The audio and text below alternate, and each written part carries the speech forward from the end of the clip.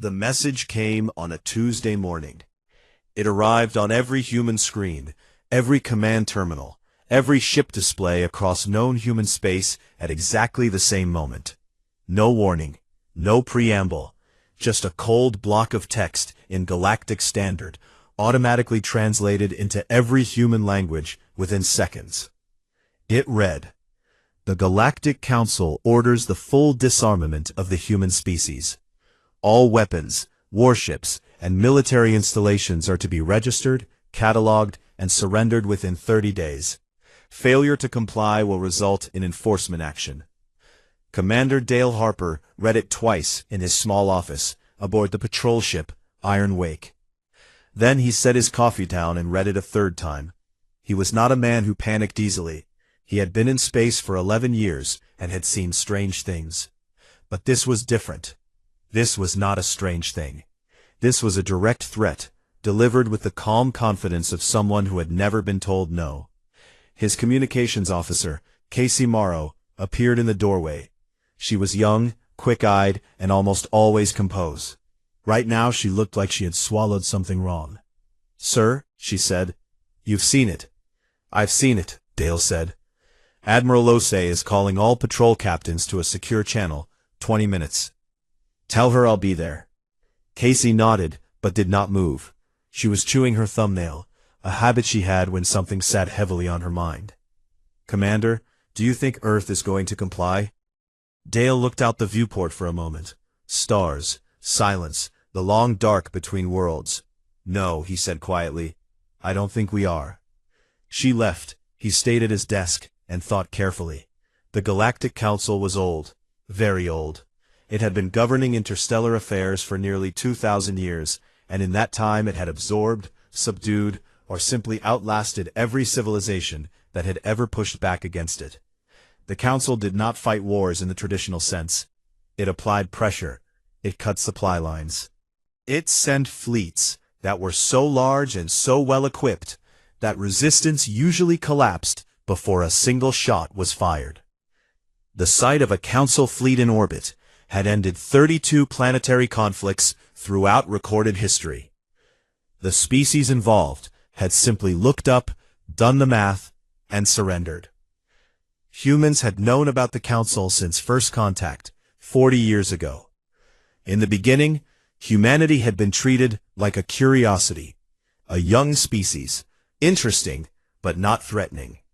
They were allowed to expand slowly, allowed to trade, allowed to exist in a kind of polite tolerance that everyone understood was temporary. The Council had been waiting, patiently, for humanity to grow large enough to be worth controlling. Apparently, that moment had arrived. The secure channel opened with 47 faces on the screen. Patrol captains from every corner of human space. Some looked angry. Some looked afraid. Most looked like Dale felt, steady on the outside, turning things over carefully on the inside. Admiral Grace Osei appeared last. She was a tall woman with silver-streaked hair and the kind of face that gave nothing away. She had been in command of Earth's unified fleet for 6 years and had the reputation of someone who thought 10 steps ahead of everyone else in the room. She looked at the assembled captains for a moment before she spoke. "You've all read the message," she said. "I'm not going to spend time discussing whether this is real or whether they mean it. They mean it. The Council has done this 26 times in the past 3 centuries, and they have never bluffed." Nobody spoke. "What I am going to tell you," Grace continued, "is that 18 months ago I quietly authorized a program that I did not report to the full Council of Earth. I did this because I believed this moment was coming, and I believed that if I reported it openly, the information would reach the wrong ears before we were ready." She paused. "The program is called Quiet Study. Its purpose was simple. We accessed every battle record, every tactical engagement, every documented military action available in the open galactic archive. Thousands of years of data. We fed it into our simulation systems, and we ran every scenario we could imagine. We found patterns, weaknesses, habits that species develop over centuries of fighting the same kinds of wars against the same kinds of opponents. She let that sit for a moment. The Council's fleets are powerful, Grace said. They are also old. They have not faced a serious challenge in a very long time. They train against known opponents. They use formations that were designed for the species they have fought before. They have not updated their core tactical doctrine in over 100 years, because they have had no reason to. She folded her hands on the desk in front of her. We are a new kind of problem, and we have spent 18 months learning exactly how to be that problem. Dale felt something shift in his chest. Not excitement exactly, something quieter than that. The feeling of a door opening. We have 30 days, Grace said. We are not going to use those 30 days to negotiate a surrender. We are going to use them to move our ships into specific positions, to run the final stages of our training programs, to make sure that when the Council fleet arrives, they find something they have never encountered before. She looked directly into the channel, as if she were looking at each of them individually. I need captains who trust their crews and trust this plan. If anyone on this channel believes compliance is the better option, say so now. There will be no punishment. I mean that. Silence. One captain, an older man named Frank Cole, spoke. Admiral, what are our chances? Grace did not hesitate. In a direct fight, against their full fleet, our chances are not good. That is not what we are planning. We are not going to fight them the way they expect to be fought. We are going to fight them the way they have never been fought. She paused. The goal is not to destroy them. The goal is to make them stop and think. To make them realize that subduing humanity will cost more than it is worth. And then to sit down and talk. Frank Cole nodded slowly. Understood. Dale said nothing on the channel. But after it closed, he sat for a long time in his chair, thinking about the 32 civilizations that had looked up at a Council fleet and decided the math did not work in their favor. He thought about how none of those civilizations had spent 18 months quietly doing their homework. Casey came back to the doorway later that evening. Orders are in, she said. We're repositioning to Grid 7 Alpha by day 12. Good, Dale said. He was already pulling up the tactical maps. Get some sleep first. Things are going to get busy. She looked at him for a moment. You're not worried, are you? He thought about it honestly. I'm careful, he said. That's different. She almost smiled. Then she went to do as she was told, and Dale Harper stayed at his desk and studied maps, until the stars outside went from black to the deep, quiet blue that passed for dawn on a ship that never quite stopped moving. 30 days. The Council was coming. Humanity had been ready for longer than anyone knew. The Drathine fleet arrived on day 31. It came out of faster-than-light travel in a single coordinated drop. 600 warships materializing at the edge of human space, like a wall being built in real time.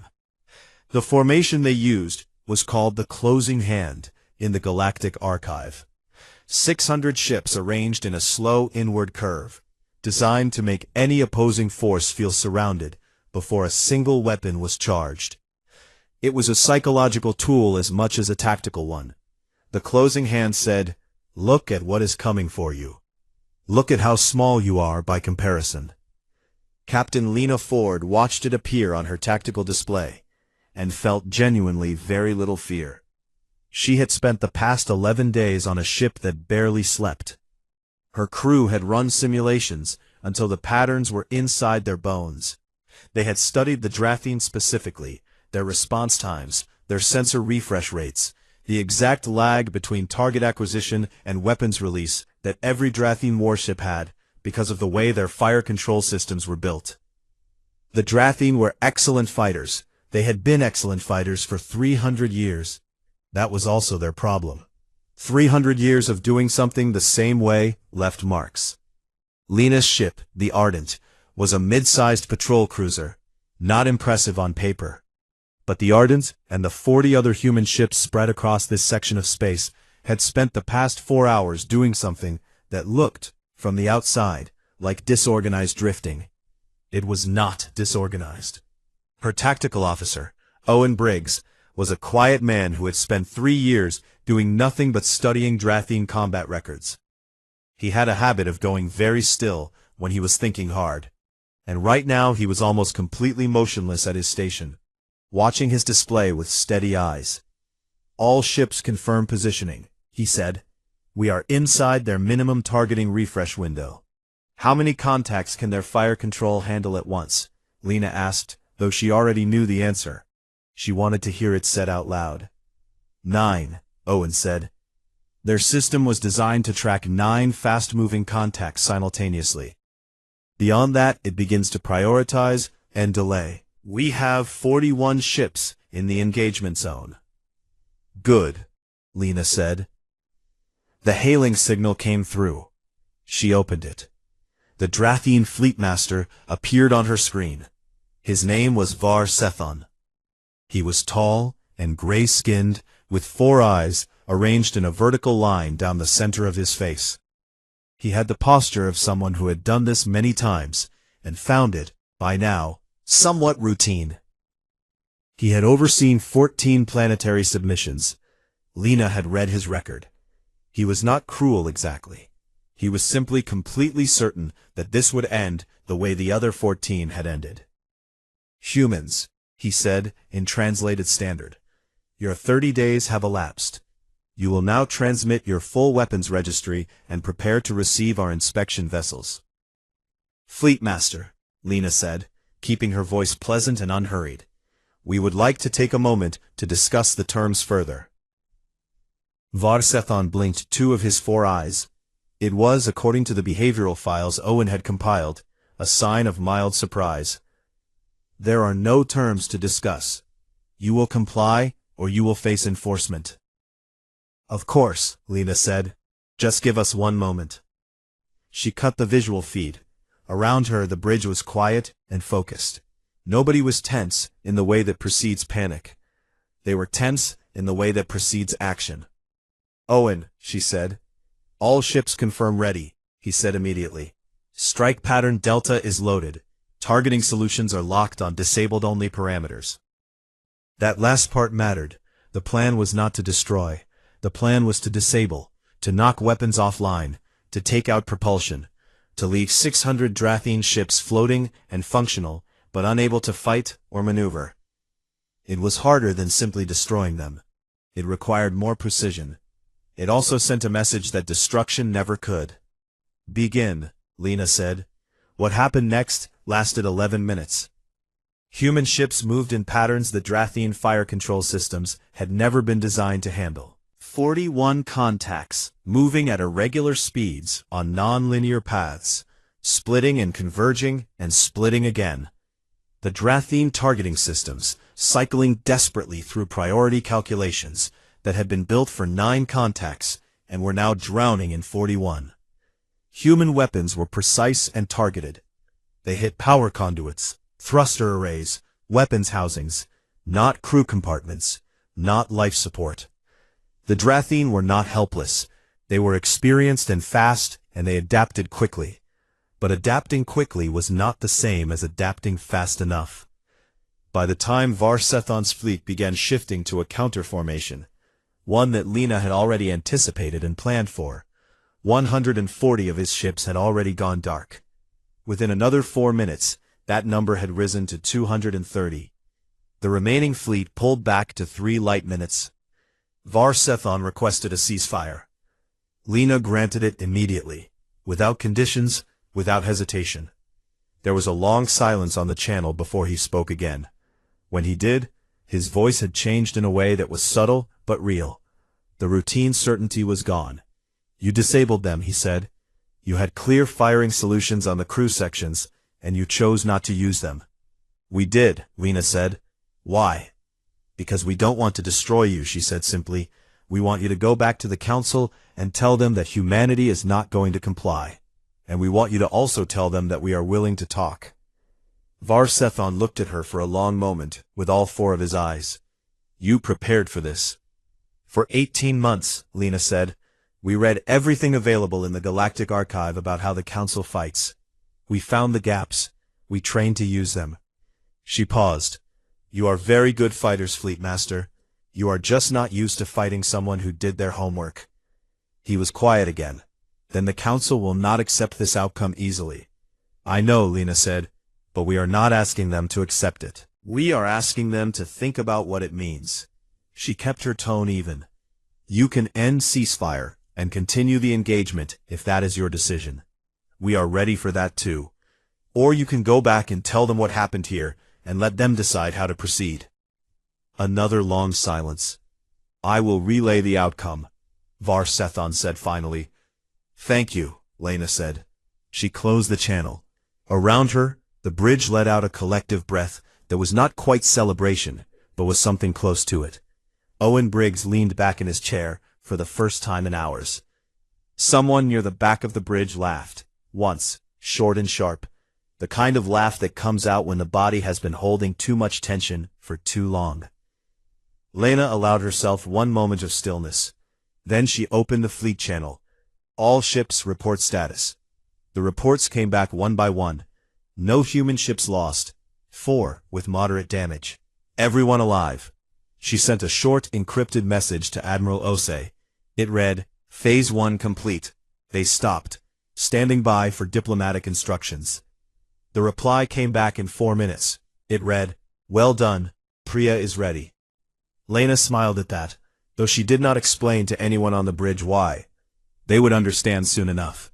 The battle had been the first part of a plan that had always been about more than fighting.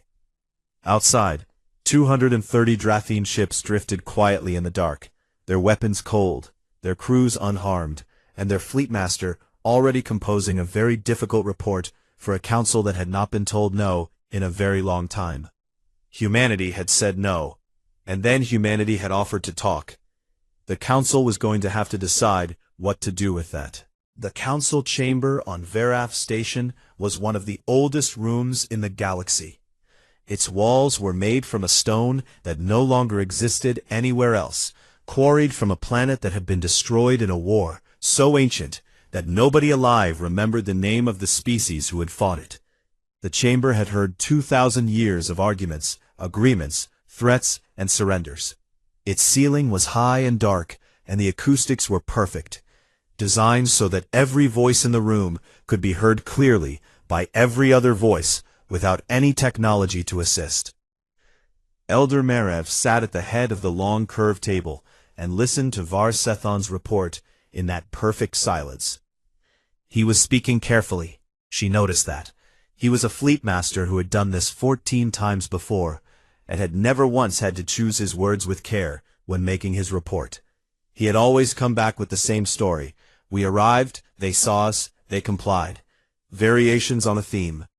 This time he was choosing each sentence slowly, as though the wrong word might cause something to crack. When he finished, the chamber was quiet for a long time. Councillor Fenn spoke first.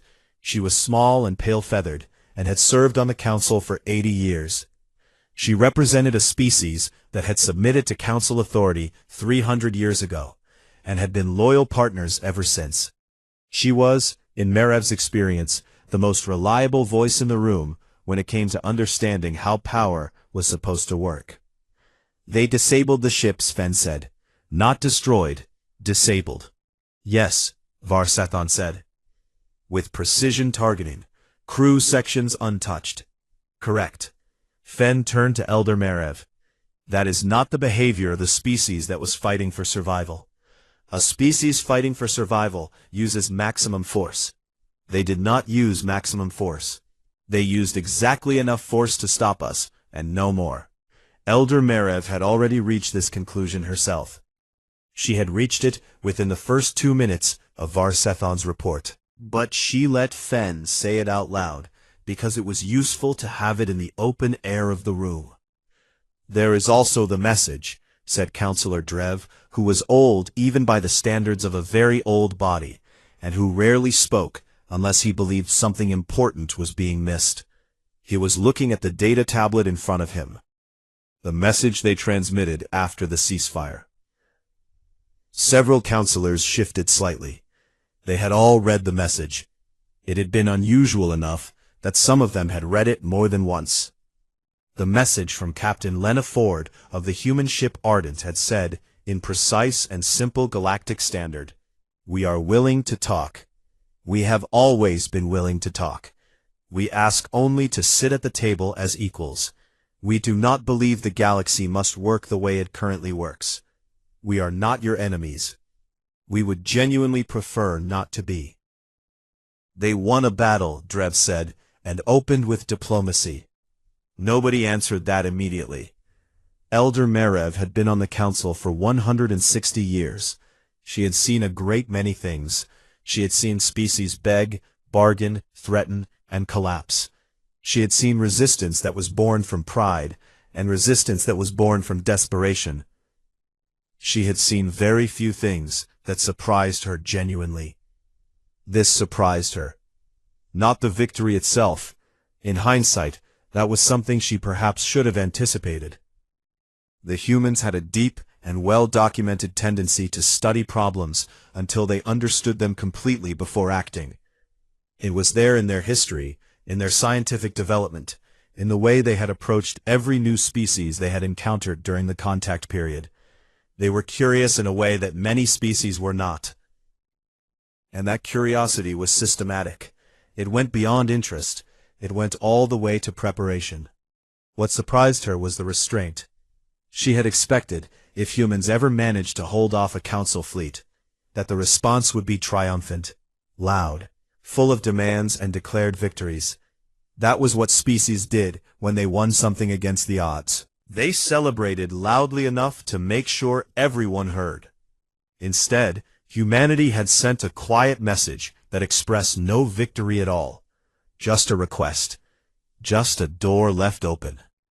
They want a seat at the table, Merev said aloud. So it appears, Fen said. They have wanted this since the beginning, Merev said. She was thinking back across 40 years of first contact history. 40 years of humanity asking, in various ways, for genuine representation in galactic governance, and being told, in various ways, that the process was slow and the timing was not yet right. We made them wait. We told them to be patient, and while they were being patient, they were also getting ready.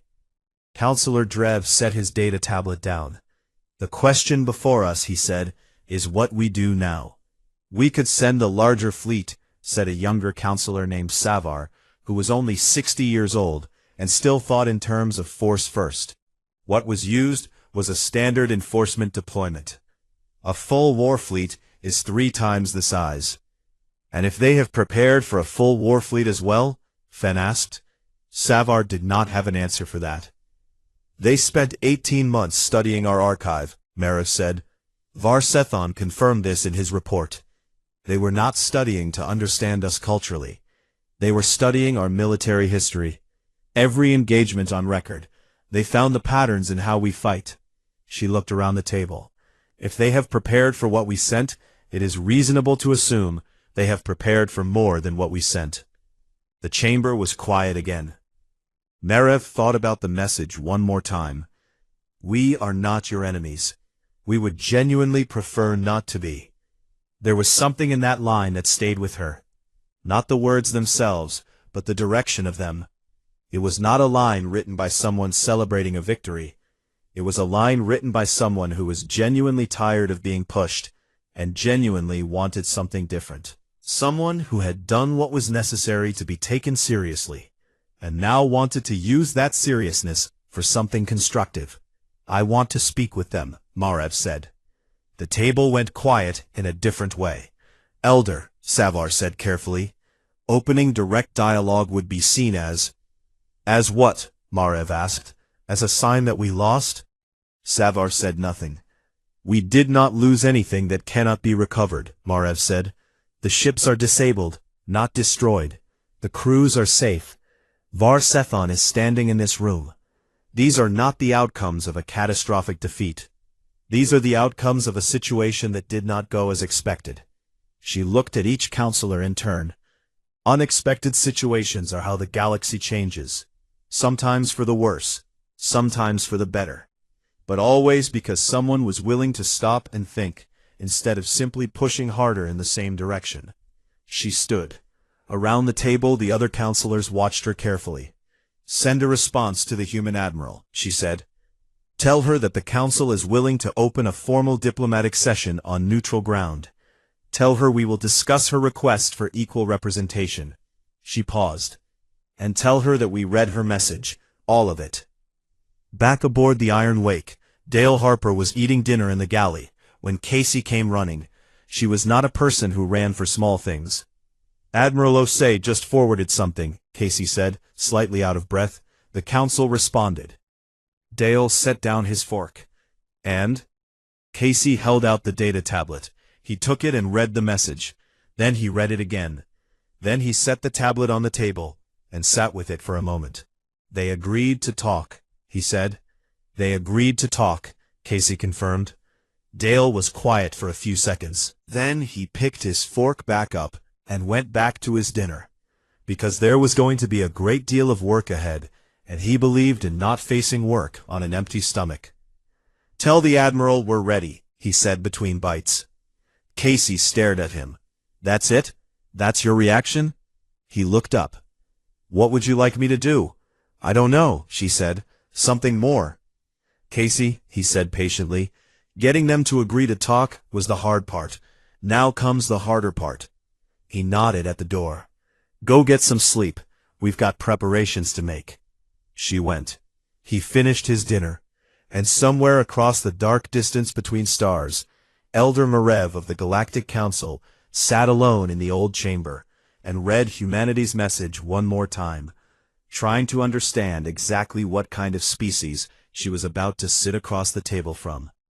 She realized, genuinely looking forward to finding out. Convergence Point 7 was nobody's territory and everybody's problem. The station had been built by a civilization that no longer existed, orbiting a dim orange star that no species had ever bothered to claim.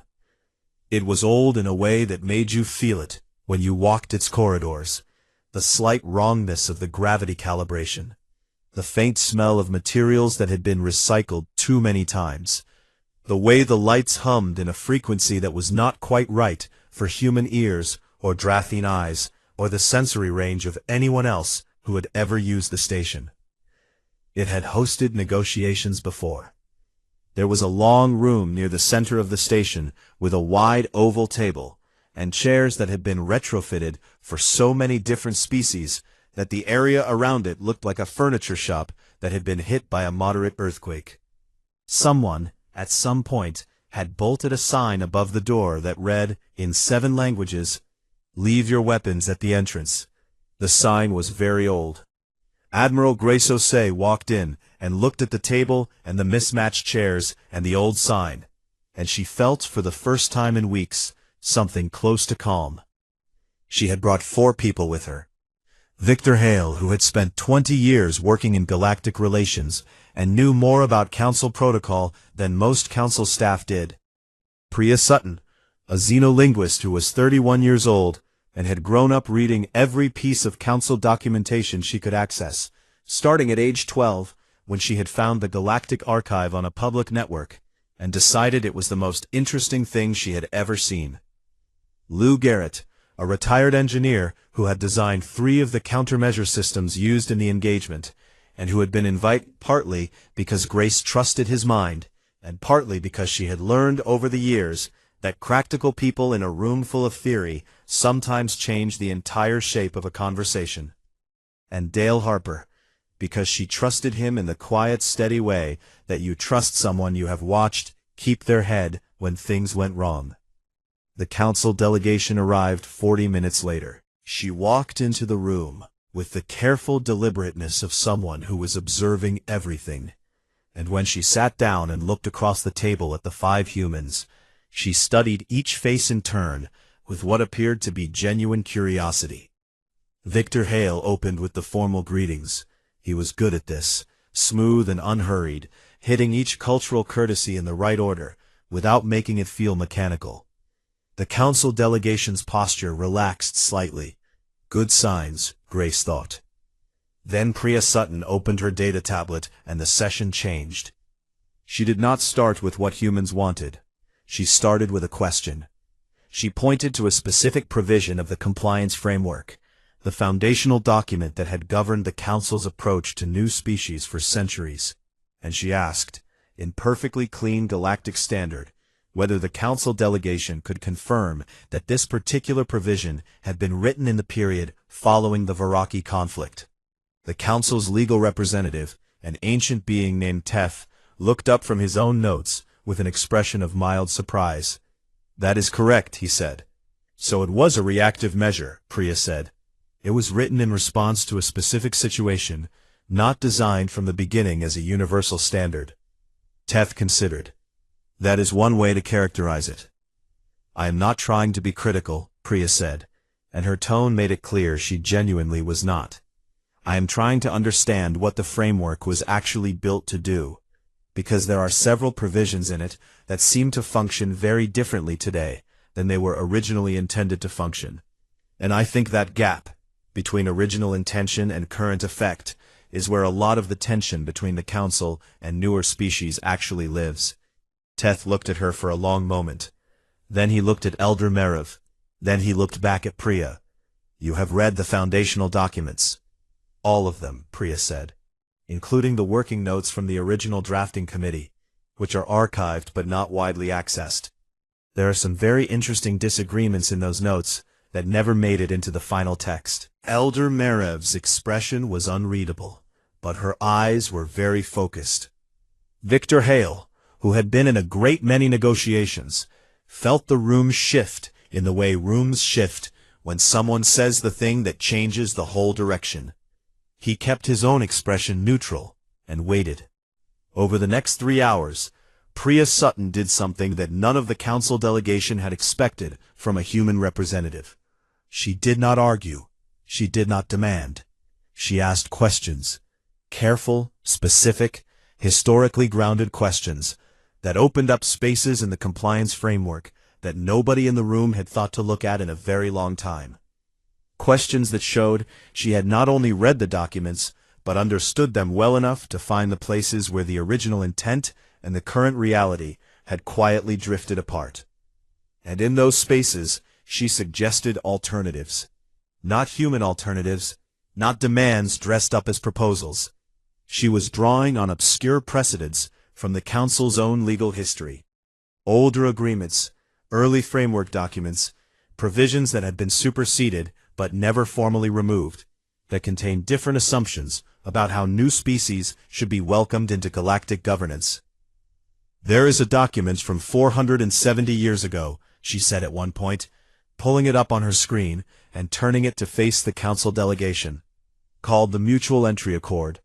It was drafted for a species called the Sohari, was never enacted because the Sohari were absorbed through a different process. But the principles in it are very different from the compliance framework. It assumes that a new species joining galactic governance is a benefit to everyone involved. It treats them as contributors rather than potential threats to be managed. She paused. "I think the thinking in this document is closer to what actually works long-term, and I think some of you know that." There was a very long silence. Elder Merev spoke for the first time in over an hour. "Where did you find the Mutual Entry Accord?" "Archives subsection 44, Priya said. "Historical precedents, non-enacted agreements. It takes a while to get to. Most researchers never reach that subsection. I found it when I was 15. Elder Merev looked at her steadily. Then something in the elder's expression changed in a way that was hard to name. Not softening exactly, but opening. Like a window that had been painted shut for a long time, beginning to give. "You came here knowing what we would say before we said it." "I came here knowing your documents," Priya said. "I came here hoping you would be willing to look at them with fresh eyes." Across the table, Dale Harper was sitting quietly, as he had been doing for most of the session. He was not a diplomat, and he had not tried to act like one, but he had been watching. He had watched the council delegation arrive with the careful caution of people who expected a fight, and found instead someone who had done more homework on their own history than most of them had done themselves. He had watched the room change. He had watched Teth lean forward slowly as the session went on, the careful guardedness of a very old legal mind beginning to give way to something that looked remarkably like intellectual engagement. Luke Garrett, sitting beside Dale, leaned over and murmured very quietly, "She's winning." Dale nodded once, equally quietly. Victor Hale called a recess at the 5-hour mark. The two delegations separated to different ends of the station's common area. Lou wandered off within 10 minutes, and came back 20 minutes later, with his hands slightly greasy. When Grace raised an eyebrow at him, he said, without apology, that the station's water recycling system had a pressure regulator problem that had clearly been there for months, and that he had found the maintenance panel and fixed it, because it was bothering him. Grace stared at him for a moment, then she shook her head and let it go. When the session resumed, Elder Merev arrived with a different posture than the one she had left with. She sat down, looked at Priya Sutton, and said, "Tell me what you actually want. Not the formal language, the real version." Priya folded her hands on the table. A permanent seat on the council's governance body. Full voting rights on matters that affect human space. A revised compliance framework built on the mutual entry accord model rather than the enforcement model. She paused. And we want the same process made available to every species currently under the old framework who wants to renegotiate their terms. The last part landed heavily in the room. That was the part the council had not been expecting. Elder Merev looked at her for a long time. "You are not just negotiating for yourselves." "No," Priya said, "we are not." The session ended without a final agreement, but it did not end badly. It ended with a schedule, 3 more sessions over the following weeks, working groups assigned to specific provisions, a joint review of the mutual entry accord requested formally by Teth, who had stopped pretending to be uninterested somewhere around hour 4. Walking back to the docking bay afterward, Dale fell into step beside Priya. "How long have you been planning that?" he asked. She thought about it. "Since I was 15, she said. "More or less." He laughed at that, quietly. "How does it feel?" She considered the question with the same seriousness she had considered everything else all day. "Like a door opening," she said finally. "A really heavy door. And we've only just started pushing." Grace Osei walked a little ahead of them both, already composing her report to Earth Command in her head. Not a victory report, not yet, but the beginning of something. The door, as Priya said, was open. Now came the real work. The negotiations lasted 3 months. They were not 3 easy months. There were days when Priya Sutton came out of the session room looking like she had been running uphill for 6 hours. There were days when Victor Hale's carefully constructed diplomatic language failed to bridge a gap that turned out to be deeper than anyone had realized, and they had to stop and go back to an earlier point and try a different path. There were 2 sessions that collapsed entirely and had to be rescheduled, once because of a procedural disagreement that should not have been significant, but turned out to be connected to something 400 years old that nobody had thought to mention, and once because a junior member of the council delegation said something careless that offended Lou Garrett in a way that Lou could not easily let go of, and Admiral Osei had to spend an entire evening talking him down from what would have been a catastrophic response. But they kept going. That was the thing. Every time a session collapsed, it restarted. Every time a gap appeared, someone on one side or the other found a way to cross it. Priya's knowledge of the council's own documents proved, over and over again, to be the most important tool in the room, not because it embarrassed anyone, but because it gave both sides a shared foundation to build from. It is very hard to argue with your own history. It is also, once you stop trying to argue with it, surprisingly useful. Teth, the ancient legal representative, became an unexpected partner. He was 430 years old and had spent most of those years defending a framework he had helped build. But he was also, underneath the institutional loyalty, a genuinely rigorous mind. Priya's questions had opened something in him. He had gone back and read the working notes from the original drafting committee himself. For the first time in over a century, he admitted quietly to Victor Hale. And he had found the disagreements she mentioned, and he had sat with them for a long time. What he saw there changed something in him. Not everything, but something. On the 63rd day, Teth drafted a revised provision on his own, and brought it to the session without being asked. Priya read it and looked up at him. He looked back at her with the careful expression of someone who had made a long journey and was not sure yet where they had arrived. "This is good," she said. He said nothing, but his posture changed in a small way. The final framework was signed on the 89th day. It was not everything humanity had wanted. Priya had lost sleep over 3 specific clauses that she still felt were too vague and would require further negotiation down the line.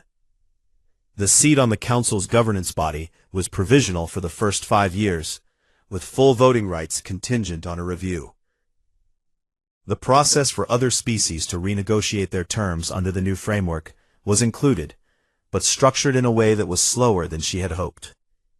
But it was signed. Humanity was recognized as a full, independent voice in galactic governance. The old compliance framework was formally suspended, pending complete review.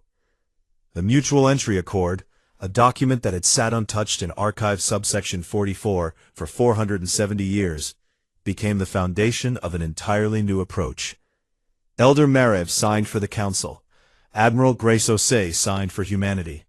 They did not shake hands, because Council elders did not shake hands, and nobody had thought to brief anyone on what the gesture would mean across species lines.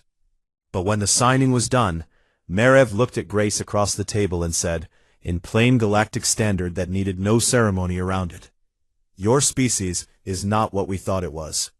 Grace looked at her steadily. "What did you think we were?" Merev was quiet for a moment. "Loud," she said finally. "Young, energetic in the way that new things are energetic before the galaxy teaches them to be quieter." "And now?" Merev considered the question with the care it deserved. "Now I think you are loud and young and energetic," she said. "But the loudness is a surface. Underneath it, you are very patient, and you are very thorough." She paused. "We were not prepared for the patience." Grace nodded once. "We waited 40 years for a seat at the table." "Yes," Merev said, "and while you waited, you were not just waiting." On the flight back from Convergence Point 7, the 5-person human delegation sat together in the small lounge of their transport ship. Lou Garrett had immediately started reading through the station's engineering logs that he had quietly downloaded during the final session, looking for other problems to think about. Victor Hale was writing his debrief report, which would eventually be published and would be studied in diplomatic programs for the next 50 years. Priya Sutton had finally, for the first time in 3 months, stopped working. She was sitting with her feet tucked under her, looking out the viewport at the stars, not thinking about anything in particular.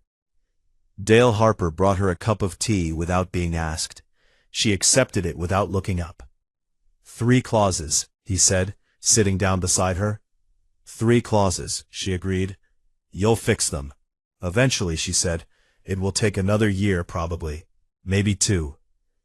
"But they're in the framework now," he said, "which means they can be revisited, which is different from not existing at all."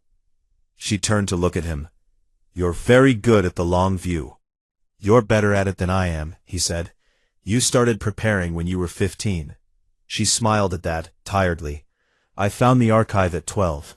I spent 3 years just reading before I started thinking about what it meant." She looked back out at the stars. "I used to think the council was simply arrogant, that they kept new species out of governance because they wanted to keep power." She paused. "I still think that is part of it. But I also think they genuinely believed the old framework was the right way to do things. They had been doing it for so long that the cracks in it had become invisible." "What changed that?" "Someone showed them the cracks," she said, "with their own documents, in their own words." Dale nodded slowly. Outside the stars were brilliant and still. The ship hummed quietly around them. Somewhere behind them, Convergence Point 7 was getting smaller, carrying its old walls and its mismatched chairs and its ancient sign back into the dark. Dale thought about the 32 civilizations that had looked up at a council fleet and decided the math did not work. He thought about what it must have felt like to stand at that calculation and find only one answer.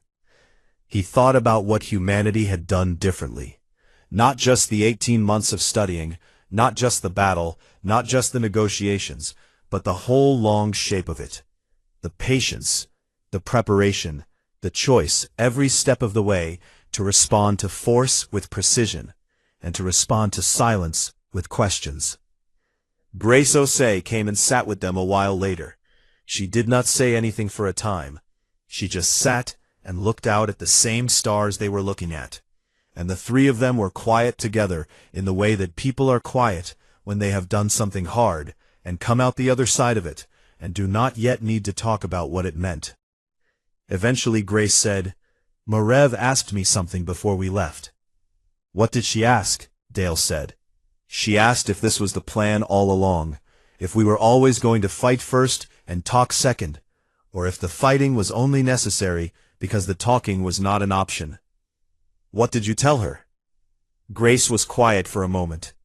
"I told her the truth, that we would have sat at the table 40 years ago if anyone had invited us, that we never wanted to fight, that the whole point of the preparation, the 18 months, all of it, was not to win a war, but to make ourselves impossible to ignore." She paused. She thought about that for a long time, and then she said that she understood, and that it was the answer she had hoped for. The ship moved on through the dark. Back on Earth in a city called Cincinnati, Dale's sister was watching the news coverage of the signed framework, with a cup of coffee in her hands, and something warm and complicated in her chest that she could not quite name. When he called her that Sunday, she told him she was proud of him. He told her it was not really about him. She told him to stop being modest. He laughed and said he would try. She asked if things were going to be better now. He thought about the 3 imperfect clauses, the provisional seat, the long road of further negotiations that everyone involved knew was still ahead. He thought about Priya Sutton and the archive she had found at age 12, and the patience that had built itself, year by year, into something that could change how the galaxy worked. "Not all at once," he said, "but yes, I think things are going to be better." She told him that was enough. He agreed that it was. Outside his window, the stars were the same stars they had always been. They just felt, somehow, more like they belonged to everyone now.